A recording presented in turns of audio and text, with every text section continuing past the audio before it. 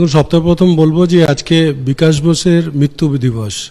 ওনার প্রতিকৃতিতে মাল্যদান করতে গিয়ে আগের বছর আমি বলেছিলাম যে অর্জুন সিংকে গ্রেফতার করাবই। তো আজকে এই ওয়ারেস্ট ওয়ারেন্টটা বেরিয়ে ওনাকে শ্রদ্ধাঞ্জলি দেওয়া হলো এবং আজকের দিনে দাঁড়িয়ে আমি বলছি আগামী দিনে এটা প্রমাণ করে দেবো যে অর্জুন সিংই বিকাশ বোসকে হত্যা করিয়েছিল, এটা আমি আগামী দিন প্রমাণ করে দেবো। এবং যা যা বলেছি, পাপ্পু সিং থেকে আরম্ভ করে বিকাশ বোস থেকে আরম্ভ করে যত খুন হয়েছে, এই সিরিয়াল কিলিং যা যা হয়েছে সেগুলো সব অর্জুন সিং করিয়েছে।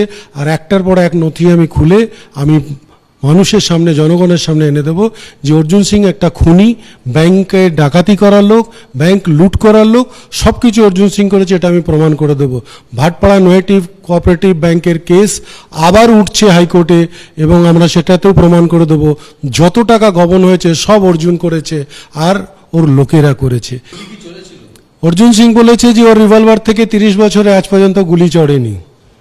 অর্জুন সিং মনে করে দেখুন 2014 আপনার রিভলভার থেকে গুলি চলেছিল, কার লেগেছিল সেই গুলিটা আছে। কয়েকটা দিন ওয়েট করুন, প্রমাণ করে দেবো মিডিয়ার সামনে যে আপনার ওই রিভলভার থেকে এর আগেও অনেক গুলি চলেছে, আর সে তথ্য বার করে নিয়ে আসছে।